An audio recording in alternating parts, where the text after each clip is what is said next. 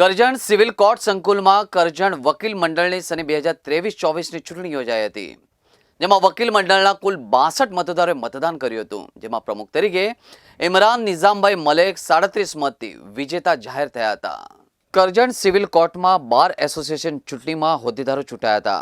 Karjan civil court સંકુલમાં કરજણ વકીલ મંડળની સને 2023-24ની ચૂંટણી યોજાઈ હતી, જેમાં વકીલ મંડળના કુલ 62 મતદારોએ મતદાન કર્યું હતું, જેમાં પ્રમુખ તરીકે ઇમરાન નિઝામ મલેક 37 મતથી વિજેતા જાહેર થયા હતા અને ઉપપ્રમુખ પદે તેજસ પટેલ અને સેક્રેટરી પદે નટુ પરમાર અને કમિટી સભ્યોમાં હર્ષદભાઈ ઘનશ્યામભાઈ પટેલ, રોનકભાઈ ઘનશ્યામભાઈ પટેલ, મલેક ઇમરાનભાઈ દિલાવર, અજમેરી રાજેશભાઈ રાઠોડ તેમજ તેજલબેન ચૂંટાયા હતા।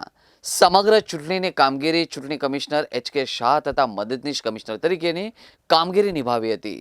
પ્રમુખની ચૂંટણીમાં મને વિજેતા બદલ તમામ વકીલ મિત્રો, સિનિયર તથા બીજા જુનિયર મિત્રો તથા બહેનોનો ખૂબ ખૂબ આભાર। આ એક અમારો પરિવાર છે।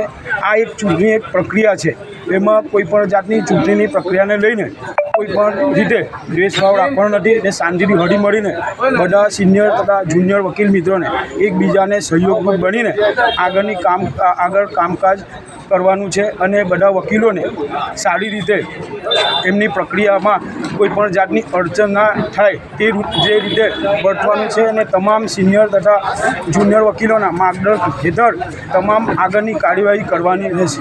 તમે બાર એસોસિએશનમાં તમે વકીલોની શું સુવિધાઓ? વકીલોના જે કંઈ પ્રશ્નો હોય, પોલીસ સ્ટેશનના હોય, કોઈ મામલતદારના હોય, એવા જે જરૂરિયાતો જે વકીલોના કામમાં અડચણરૂપ થાય એવી તમામ પ્રક્રિયામાં વકીલોને સરળતા રહે અને સારી રીતે કામગીરી થાય તે રીતે તમામ સિનિયર વકીલોના નેજા હેઠળ આગળની કાર્યવાહી કરવાની રહેશે।